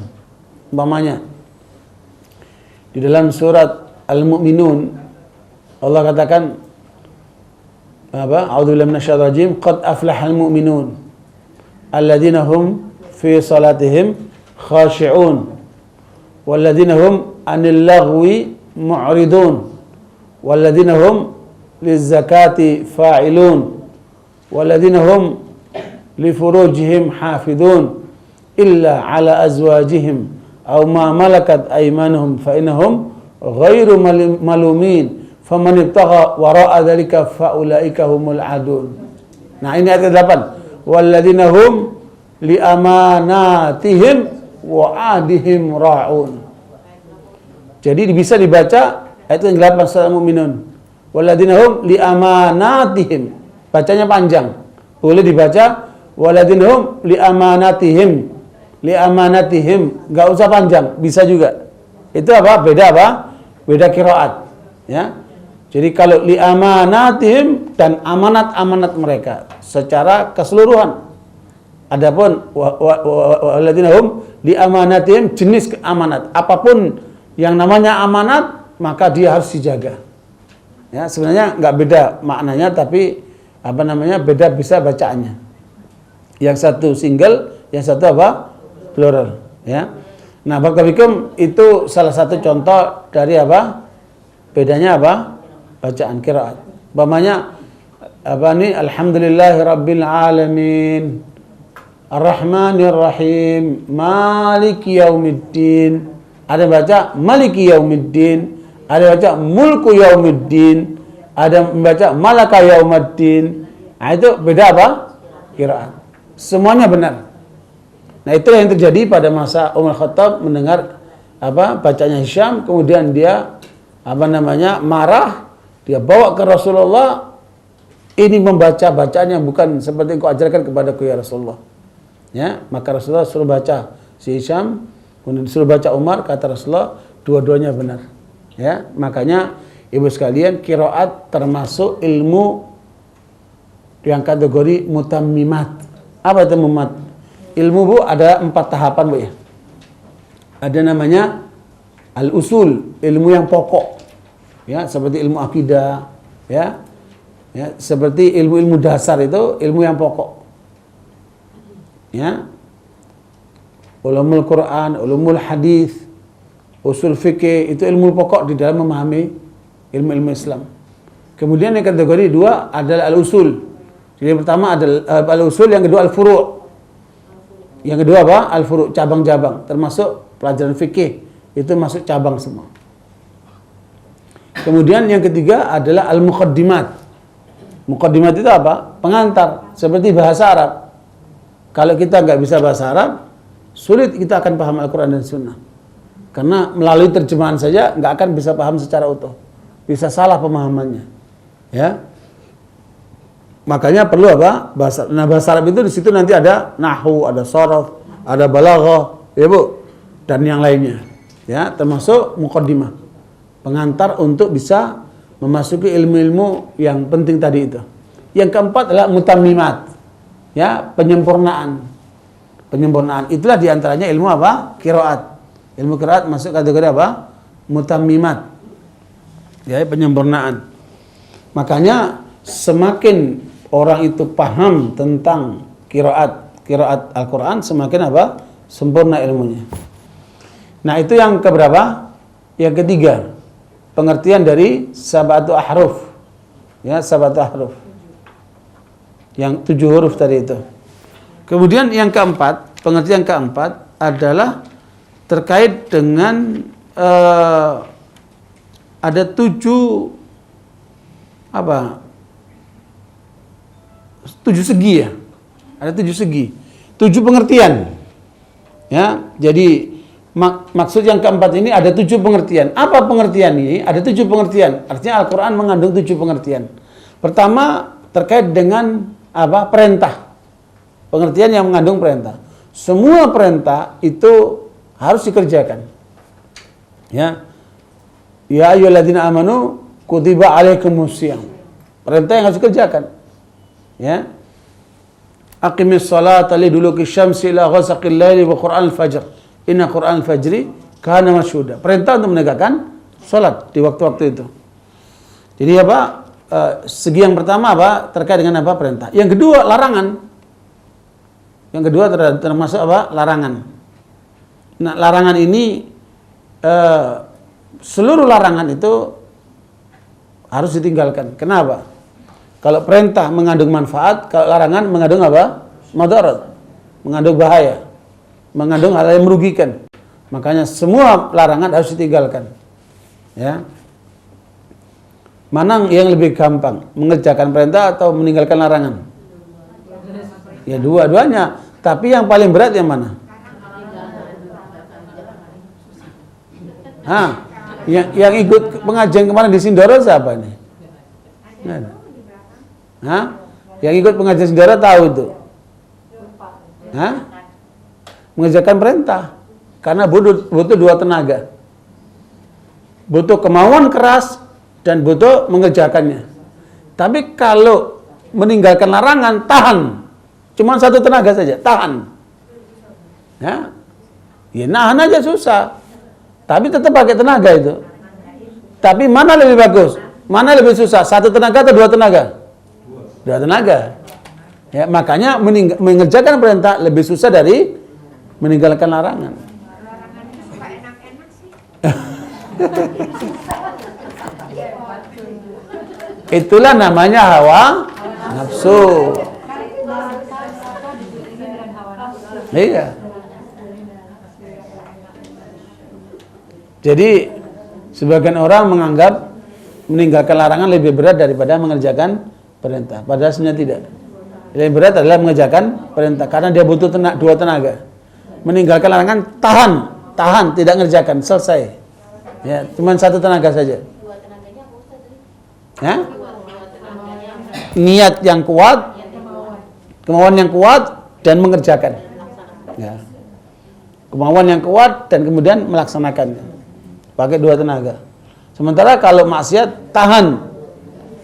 Ya, nggak perlu dikerjain kan, tahan. Cuman satu tenaga saja dia. Sudah?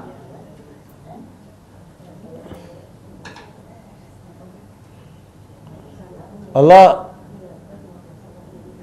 memerintahkan dan Allah juga apa? Melarang, ya. Wala taqrabuz zina.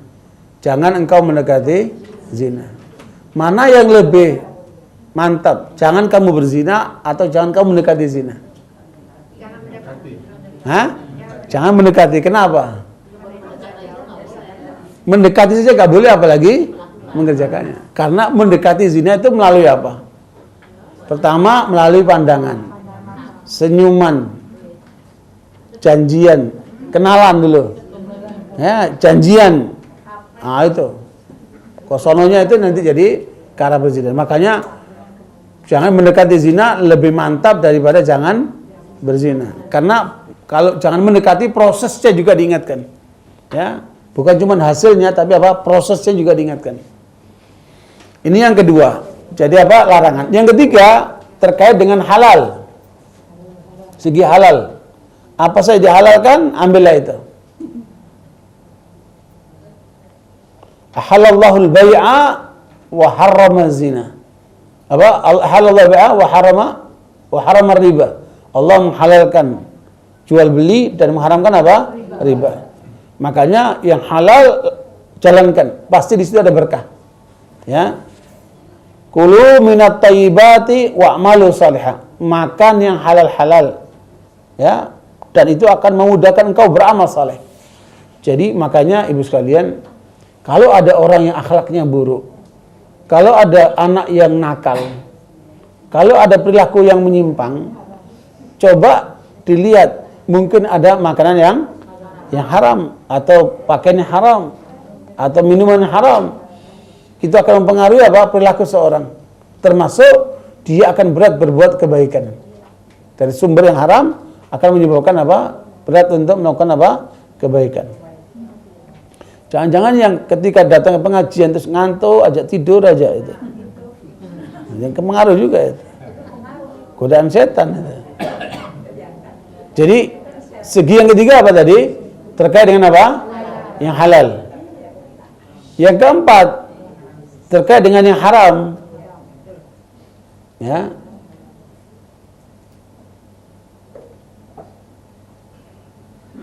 Qul haram rabbi al-fahisha ma dhahara minha wa ma batan. Katakan Allah mengharamkan semua yang keji, yang nampak maupun yang tersembunyi. Semua yang keji, ucapan maupun perbuatan diharamkan oleh Allah secara umum.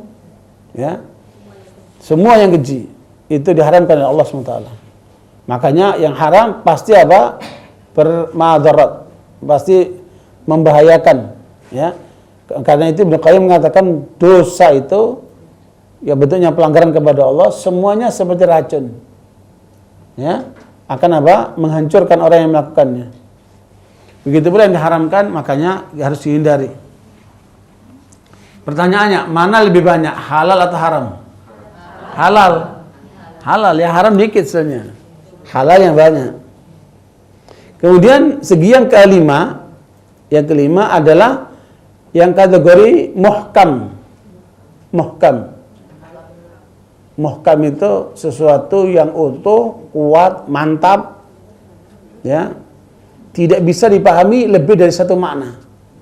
Namanya muhkam. Namanya kalau Al-Quran disebut muhkamat.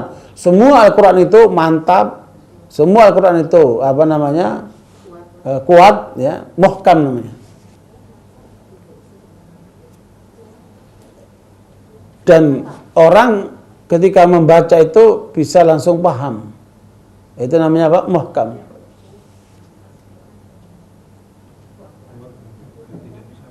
Apa?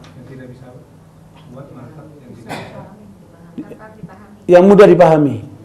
Ya, yang mudah dipahami.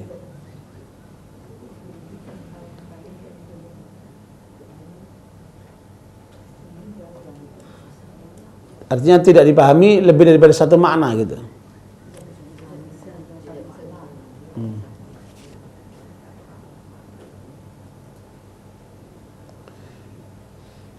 Semua Al-Quran itu isinya apa? Muhkam. Muhkamat, ya, muhkamat. Kemudian yang keenam, mutasyabih. Mutasyabih menyerupai satu dengan yang lainnya. Mutasyabih itu menyerupai satu dengan yang lainnya. Satu dengan yang lainnya. Nah, ketika terjadi mutasyabihat, coba Ibu lihat di dalam Al-Imran ayat yang ke-7. Ini ayat yang banyak diperdebatkan oleh para ulama. Walladzi anzala 'alaikal kitaba minhu ayatun muhkamatun hunna ummul kitab wa ukharu mutasyabihat. Fa ammal ladzina fi qulubihim zayghun fayattabi'una ma tashabaha minhu ibtigha'al fitnati wa ibtigha'a ta'wilihi wa ma ya'lamu ta'wilahu illa Allah. Warrasikhuna fil ilmi yaquluna amanna bihi kullu min 'indi rabbina wa ma yadhakkaru illa ulul albab. Di situ ada ungkapan muhkamat, ada ungkapan mutasyabihat. Ya. Silakan dibaca Bu terjemahnya. Dialah yang menurunkan kitab Al-Quran kepadamu Muhammad. Di antaranya ada ayat-ayat yang muhkamat, itulah pokok-pokok kitab Al-Quran, dan ada yang lain mutasyabihat.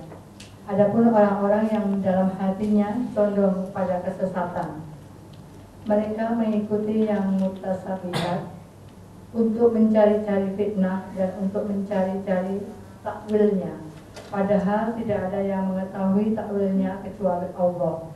Dan orang-orang yang ilmunya mendalam berkata, kami beriman kepadanya Al-Quran, semuanya dari sisi Tuhan kami. Tidak ada yang dapat mengambil pelajaran kecuali orang yang berakal. Ya, apa contoh muhkamat? Umpamanya, lidzakari hadzul unthayain. Itu tidak bisa diartikan lain kecuali apabila hukum waris dibagikan antara laki dan perempuan, maka lelaki dapat 2, perempuan dapat 1. Itu namanya apa? Muhkamat. Sesuatu yang tidak bisa dirubah-rubah. Satu keputusan Allah yang tidak bisa dirubah-rubah. Ya. Hanya ada satu pengertian saja. Kalau ada pembagian waris, laki dapat 2, perempuan 1. Itu jelas. Makanya apabila ada orang yang berpendapat bahwa itu enggak adil itu, laki perempuan harus sama itu, maka orang seperti itu berarti menentang sesuatu yang muhkamat.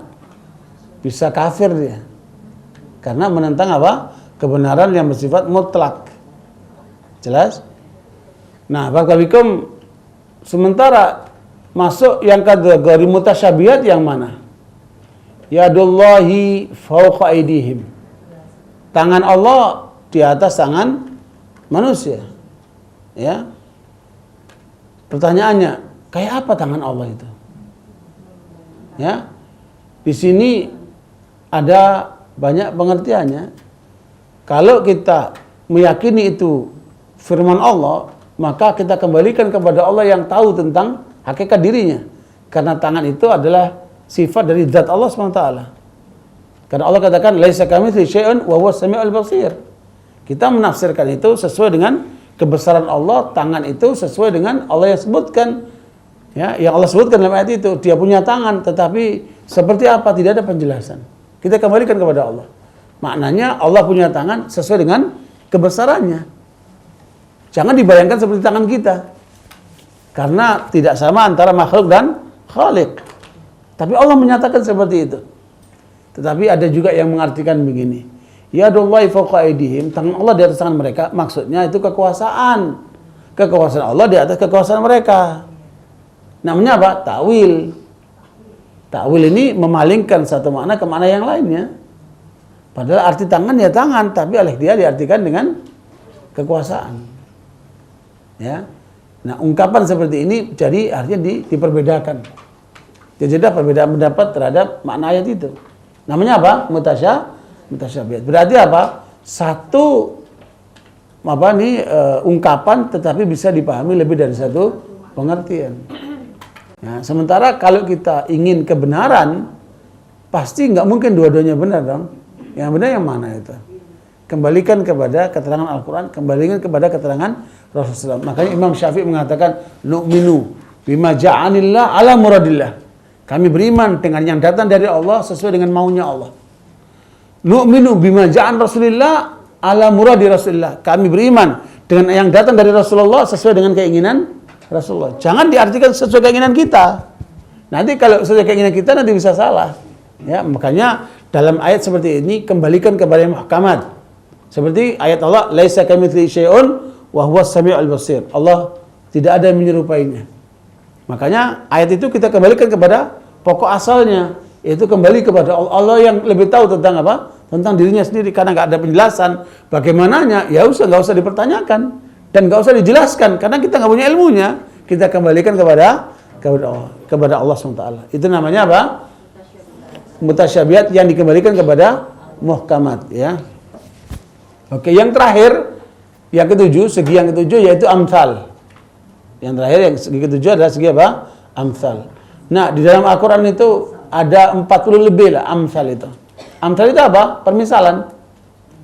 Ya, permisalan. Seperti umpamanya di dalam surat Ibrahim ayat 24-25. Allah katakan gini, alam tarau kaifa daraballahu mathalan kalimatan thayyibah ka syajaratin thayyibatin asluha thabitun wa far'uha fis sama' tu'ti ukulaha kulla hin bi idzni rabbiha wa yadribullahu al-amthala lin-nasi la'allahum yatadhakkarun. Surat apa? Ibrahim ayat 24-25. Allah memberikan permisalan. Dan misal itu pasti ada maksudnya. Dan permisalan itu biasanya lebih dalam daripada ungkapan biasa. Karena mengandung pengertian kiasan. Ya, mengandung pengertian kiasan. Ketemu? Dibaca terjemahnya, Bu.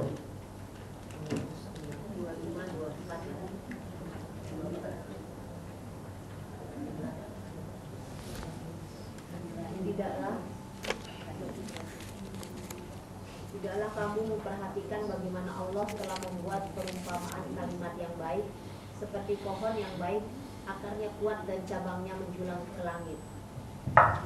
Ya. Terus?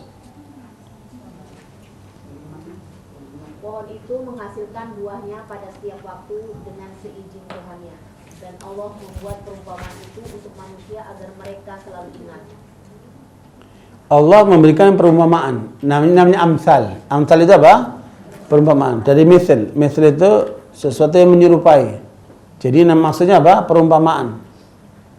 Nah, perumpamaan yang diberikan oleh Allah itu tujuannya apa? Untuk apa? Mengingatkan kepada pikiran manusia supaya dia selalu ingat bahwa kalimat thayyibah, kata-kata yang bagus, yaitu apa? La ilaha illallah. Kalau dia menancap ke dalam diri seseorang, ibarat satu pohon yang akarnya kokoh, batangnya menjulang ke atas, menghasilkan buah suatu waktu. Ya, itulah gambaran orang mukmin. Kalau udah imannya masuk ke dalam kalbunya, maka dia tidak lagi seperti orang biasa. Apa? Dia akan terhubung dengan Allah SWT. Ke atas terus dia. Ya, salatnya kepada Allah, doanya kepada Allah, harapannya kepada Allah, takutnya kepada Allah, semua kembali kepada Allah. Terus hasilnya apa? Akhlak mulia. Orang itu akan berakhlak mulia. Ada orang, gak ada orang, dia berakhlak mulia. Kenapa? Itu adalah ekspresi daripada keimanannya.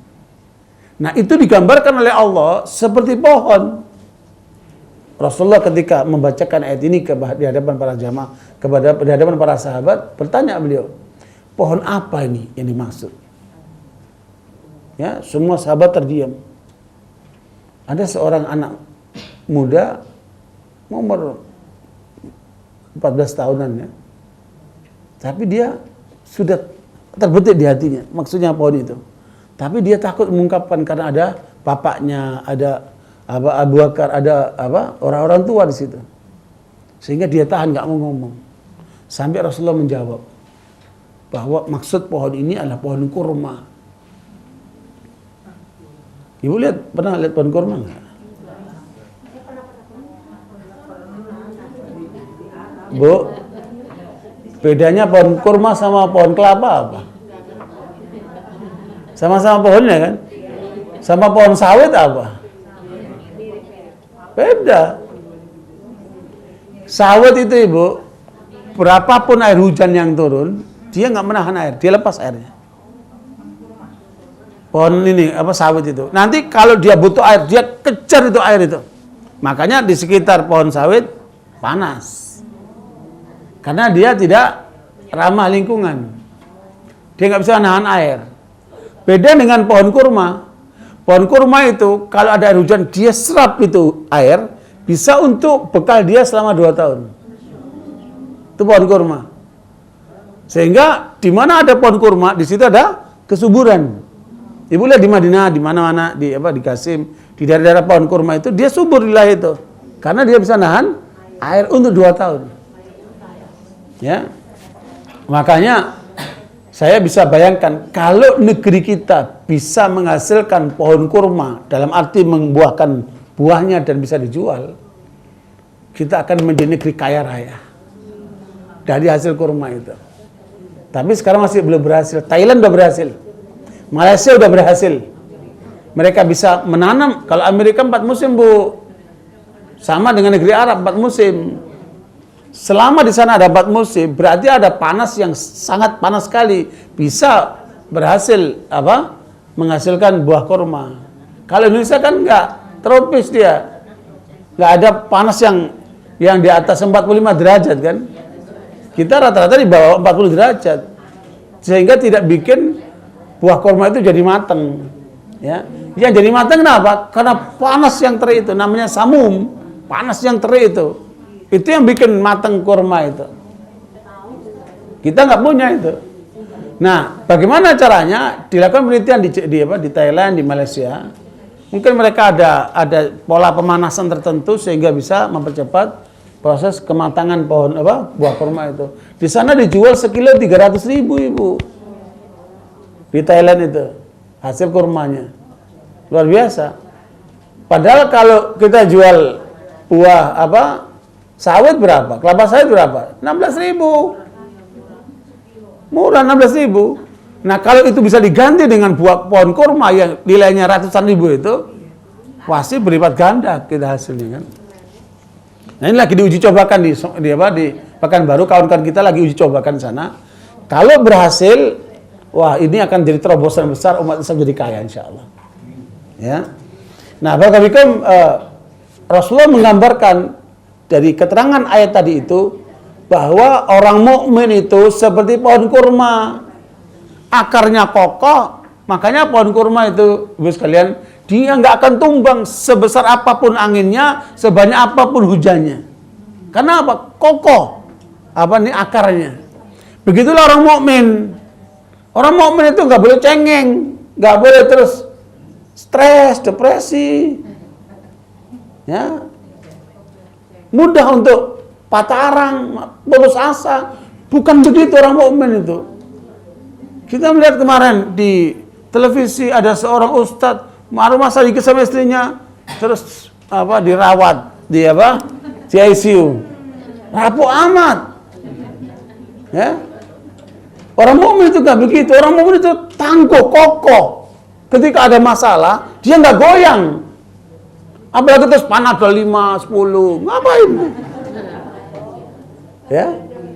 Orang mukmin itu seperti pohon kurma. Mau panas, mau hujan, dia tegar dia. Mau ada masalah, nggak ada masalah, dia tegar dia. Itu kekuatan orang mukmin. Digambarkan oleh Allah seperti pohon kurma. Akarnya kokoh, batangnya menjulang ke atas terus dia, ke atas terus dia. Apa itu? Ibadah. Dia selalu ke arah Allah, dia berdoa ke arah Allah, selalu ke arah Allah, ke atas langit terus dia. Itu orang mukmin. Hasilnya apa? Buah kurma. Dalam jurnal American Scientist, majalah ilmiah Amerika menyebutkan tidak ada buah yang mengandung seluruh unsur vitamin seperti buah kurma. Makanya Nabi Muhammad itu makanan utamanya apa? Air dan kurma. Nabi Muhammad gak pernah sakit Bapak sekalian, kecuali di akhir akhir hayatnya saja. Nabi Muhammad itu kekuatannya 30 kali kekuatan orang yang paling kuat. Pantas istrinya 9 kan? Lah kita baru 1 udah batu-batu. Kenapa? Kurang kurma. Iya, coba bikin makan kurma. Bikin kuat itu kurma itu. Ya. Alhamdulillah sekarang kurma banyak di mana-mana. Dan jangan lupa, rumah yang nggak ada buah kurmanya itu rumah orang miskin. Biarpun duitnya banyak, kalau rumahnya nggak ada buah kurmanya, rumahnya orang miskin. Nggak nunggu di Arab aja, di sini juga bisa. Tanah Abang udah banyak tuh. Ya. Jadi buah kurma ibu, konsumsi buah kurma. Ibu-ibu kalau mau awet muda, makan apa? Banyak buah kurma. Ya, bapak-bapak kalau ingin kuat, makan apa? Buah kurma. Ya. Nah, karena itu Bapak sekalian, Allah gambarkan orang mukmin itu seperti pohon kurma yang buahnya bisa dikonsumsi sepanjang tahun. Kita kalau musim mangga untuk berapa lama itu? Paling seminggu. Iya. 3 minggu. Ini buah kurma bisa setahun. Bisa lebih dari itu. Tidak mungkin ada buah seperti itu. Hebat buah kurma itu. Itu kelebihan yang Allah berikan kepada buah. Makanya orang mukmin itu akhlaknya manis sepanjang tahun. Ya. Mau ada masalah, nggak ada masalah, lagi punya duit, lagi bokek, tetap akhlaknya bagus. Ya kan ada istri-istri kalau lagi banyak duit, senyumnya Masya Allah, baiknya Masya Allah. Tapi kalau lagi bokek, aduh, nggak ada senyumnya. Orang mukmin nggak begitu tuh. Orang mukmin tidak mengenal tanggal tua dan tanggal muda, sebagaimana tidak mengenal istri tua dan istri muda.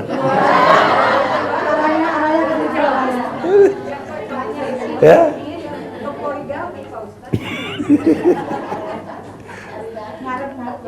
Nah, barakallahu, makanya Bapak sekalian, Itulah gambaran orang mukmin. Hebat orang mukmin itu. Makanya kata Dr. Robert Bule dari hasil penelitiannya, tidak ada manusia setenang orang mukmin. Dia tenang. Nabi menyebutkan gini dari riwayat Bukhari dalam kitab Al-Adab Mufrad. Man kana aminan fi sirbi, mu'afan fi jasadi, lahu qutu yaumih, fa ka'annama dunya hizat ilaihi bihadzafiriha. Kalau orang mukmin itu aman dalam rumah tangganya, dia aman, enggak ada gangguan. Kemudian badannya sehat dan ada dimakan hari itu, enggak usah besok apa, besok lusa apa, enggak, hari itu saja dia punya makanannya, dia punya simpanan untuk makan. Itu seakan-akan dunia milik dia.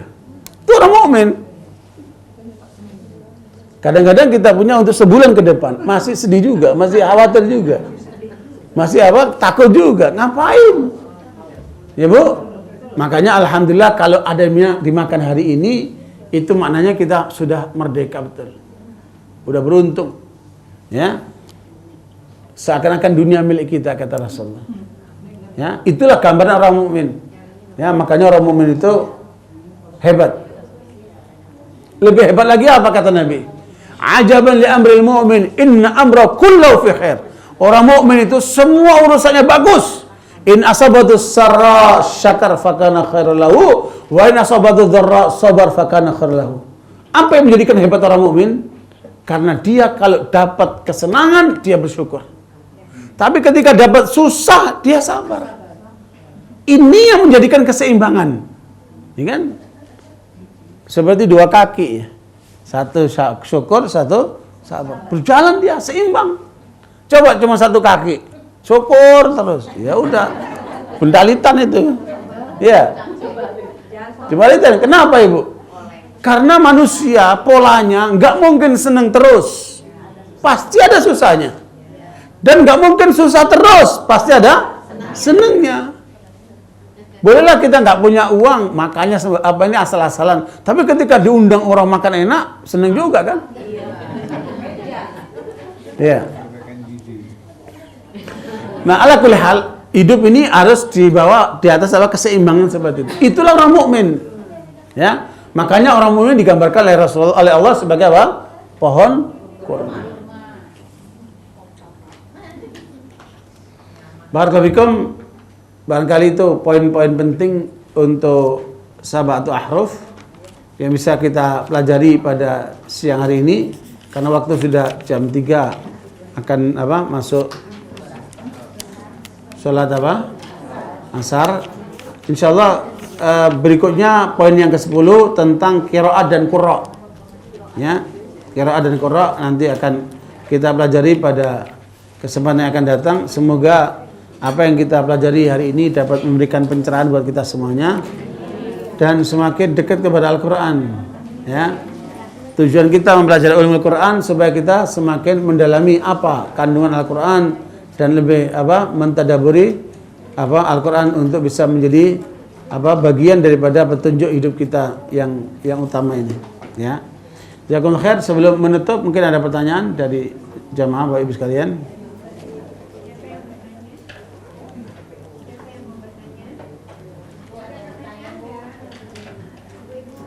Kalau nggak ada tanya ya pulang kita. Ya, iya Pak, silakan. Assalamualaikum Pak Ustaz. Waalaikumsalam warahmatullahi wabarakatuh. Iya Bu, ini ada yang tanya sebentar Bu. Yang saya mau tanyakan sama Ustaz, apa yang Bapak itu sampaikan cukup meyakinkan kita dalam memproses kehidupan masa mendatang. Tapi yang sulitnya mengaplikasikan dalam kehidupan kita sehari-hari, baik itu rumah tangga, pemerintah, maupun bangsa dan negara. Bagaimana untuk mengaplikasikan sehingga ini tercapai? Masih. Iya. Waalaikumsalam. Pertanyaannya bagus sekali. Apa yang disampaikan bagus semuanya, tapi prakteknya kok susah. Ya. Jadi antara orang yang komitmen dengan tidak itu beda Pak. Kalau kita itu sebagai seorang muslim yang committed, yang punya komitmen, biasanya punya kesungguhan yang lebih dia. Sehingga dia akan berusaha untuk bisa mengaplikasikannya. Nah, komitmen ini yang banyak lemah di tengah umat ini.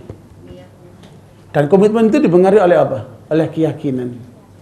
Jadi jawabannya ada pada surat As-Sajdah ayat 24. Ya, surat As-Sajdah ayat 24. Allah menyebutkan, A'udzubillahi minasyaitonir rajim, wa ja'alna minhum a'immata yahduna bi amrina lamma sabaru wa kanu bi ayatina yuqinun. Ya. Surat apa? As-Sajdah ayat 24. Jawabannya di situ dibaca buat terjemahnya.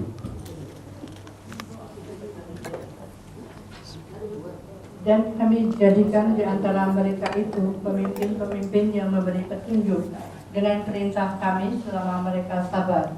Mereka meyakini ayat-ayat kami. Pak, kita harus jadi pemimpin buat diri kita sendiri. Mengikuti petunjuk Allah. Maknanya apa? Harus kita praktekin, harus kita tunjukin. Sebagai bapak yang punya anak banyak, ketika bapak tidak merokok, anak bapak akan ikuti bapak. Ketika bapak merokok, kira-kira anak bapak ngikutin nggak? Ngikutin. Kenapa? Karena bapaknya mencontohkan tidak bagus. Jadi memang kita harus mencontohkan. Itu petunjuk Allah begitu. Contohkan yang bagus, bicara yang bagus, sikap yang tegas. Ya, jalankan syariat ini semampumu. Jangan melanggar Allah. Terus komitmen yang harus kita bangun apa itu? 2 kata Allah. Sabar dan yakin. Makanya para ulama menjadikan ayat ini menjadi panduan utama. Siapa yang ingin hebat di dalam beragama, maka dia harus mempunyai 2 sifat ini. Sifat sabar dan yakin. Kenapa? Karena mempraktekkan itu butuh kesabaran. Kita mau sholat tepat waktu, kita mau bersedekah, kita menghadapi kenakalan anak kita menghadapi perilaku orang banyak. Butuh sabar nggak itu? Butuh sabar. Kita mencari yang halal, butuh sabar. Pagi kita berangkat. Ya, orang-orang itu kalau lihat jalan itu macet-macet ria itu, ngapain itu? Cari rezeki. Padahal rezekinya di mana? Di atas langit. Wa fis sama'i rizqukum wa ma tu'adun. Rezekimu di langit. Dan Allah akan berikan siapa yang dikehendaki. Makanya mereka mencari rezeki, mencari alamat rezeki itu ada di mana? Di proyek ini, di proyek ini. Dia sedang mencari alamat rezeki itu. Tetapi rezeki tahu alamat kita. Kita nggak tahu alamat rezeki itu. Tetapi mencari itu butuh apa itu? Butuh kesabaran.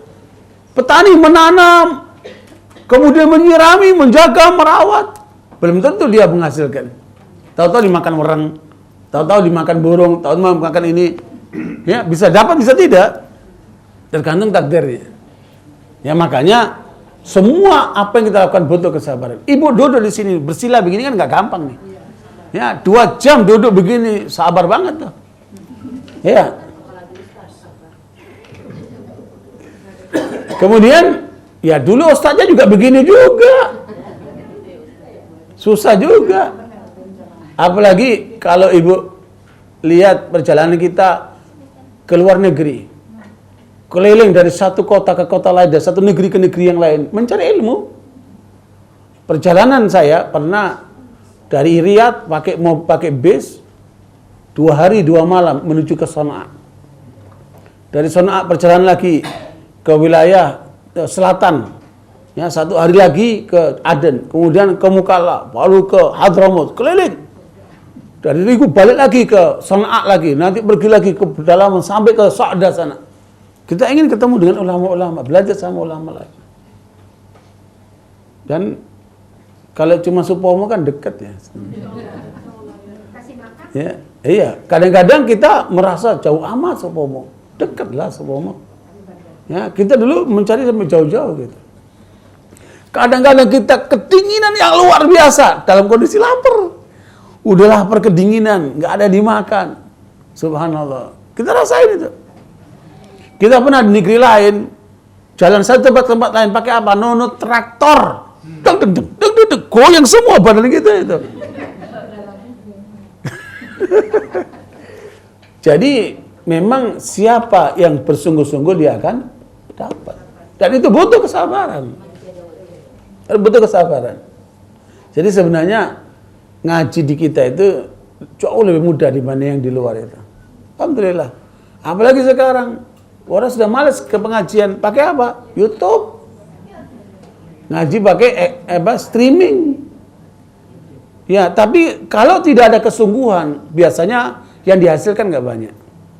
Kalau ada kesungguhan, ada kesabaran, ada berkah di situ. Makanya Allah mudahkan dia untuk memperoleh yang bermanfaat. Yang kedua apa? Yakin. Kalau kita yakin, maka tidak ada yang bisa menghalangi orang yang yakin itu. Keyakinan inilah menjadikan kita tangguh memperjuangkan kebenaran. Ya, ngapain sih kamu ngurusin Syiah capek-capek? Kalau kamu masuk Syiah, kamu kasih duit banyak, ngapain? Tapi kita pertahankan membawa kebenaran, menangkal Syiah. Kenapa? Kita yakin itu batil itu. Dan keyakinan inilah yang bikin kita kuat. Ya, ibu-ibu pakai jilbab keluar rumah, panas, dilecehkan oleh banyak orang. Apa itu panas pakai jilbab? Tapi ini keyakinan saya ini, karena ini perintah Allah. Saya berpahala dan nilainya besar. Kita dengan keyakinan kita pertahankan semua. Makanya ini yang bikin komitmen bagus. Apa? Sabar dan yakin. Nah, komitmen inilah yang akan bisa merubah kita sekalian. Itu banyak jawabannya, Pak. Ya. Nah, iya Bu. Nyambung dari pertanyaan Bapak tadi. Saya baru berhijrah belajar benar-benar mengenal ilmu itu kan baru beberapa tahun. Artinya saya tuh dulunya tidak menancapkan akar yang kuat pada anak-anak mengenai ilmu din. Gimana memulainya untuk istilahnya membentuk itu jadi yang anaknya udah remaja gitu Ustaz. Itu ya mungkin yang saya tanya. Iya. Tidak ada istilah terlambat. Tetapi makna hijrah ini yang penting, Bu. Hijrah itu apa maknanya? Itu secara bahasa. Tapi hakikat hijrah itu apa? Menanamkan ke dalam diri kita bahwa tidak ada Tuhan yang berhak disembah kecuali Allah. Ya, jadikan kamu dirimu hamba Allah. Dimanapun kamu berada, jadikan dirimu hamba Allah. Kamu hanya tertuju kepada Allah. Itu arti hijrah pertama. Yang kedua, arti hijrah kedua, tidak ada yang berhak kita ikuti kecuali Rasulullah. Ikuti Rasulullah seutuhnya. Jadikan panutanmu itu Rasulullah. Kalau hijrah ini ditanamkan kepada anak kita, seumur apapun dia akan berubah, Bu. Dia akan benar, Bu. Nah, makna hijrah ini harus kita tanamkan kepada generasi berikutnya ini. Jadi bukan hijrah dalam arti sebatas pindah dari satu tempat ke tempat lain, dari satu keadaan ke keadaan lain, bukan. Tetapi yang penting adalah menjadikan niat kita, hidup kita untuk Allah. Menjadikan niat kita, hidup kita mengikuti Rasulullah. Inilah arti hijrah yang sebenarnya. Ya, makanya Ibnu Qayyim menulis satu kitab namanya Thariqul Hijratain. Jalan menuju dua hijrah. Dia terangkan dua poin ini penting sekali. Luar biasa dalamnya. Itu ringkasannya, Ibu. Jadi kalau dia tidak berjilbab, jangan Ibu langsung bicara tentang jilbab itu wajib, nak, begini. Nggak nyambung dia. Ya kan? Sholat malas-malasan. Kenapa anak kita sholat malas-malasan? Karena dulu kita nggak menanamkan sholat kepada itu. Tetapi bagaimana cara merubahnya? Rubah dari mana hijrah itu? Bagus kata-kata hijrah itu. Tanamkan dua hal itu. Ya, siapa kamu? Mau kemana kamu itu? Kamu tidak akan bisa lepas dari Allah. Ya. Inna ilaina iyabahum. Thumma inna alaina hisabahum. Kamu kembali kepada Allah dan kamu akan dihisab oleh Allah. Bagaimana salatmu? Bagaimana hartamu? Bagaimana waktumu? Bagaimana ilmumu? Bagaimana masa mudamu? Bagaimana umurmu? Kamu akan ditanya semua oleh Allah SWT. Ya, inna ilaina iyabahum thumma inna alaina hisabahum. Itu yang ditanamkan sama kita. Mudah-mudahan mereka menjadi paham. Tinggal cara menyampaikannya ini harus tepat. Jangan anak-anak itu lagi sumpah, lagi banyak masalah diomongin gitu. Mama cerewet gitu. Nggak mau dengerin dia. Maka cari suasana yang tepat. Sambil makan, sambil ngobrol, sambil ada kesempatan, carilah kesempatan tepat Tanamkan itu kepada anak mereka, kepada anak-anak kita itu, supaya mereka jadi anak yang benar. Waktunya sudah semakin bergeser, kita cukup di sini aja. Jazakumullah perhatiannya. Subhanakallahumma bihamdika asyhadu an la ilaha illa anta astaghfiruka wa atubu ilaik. Walhamdulillahi amin. Wassalamualaikum warahmatullahi wabarakatuh.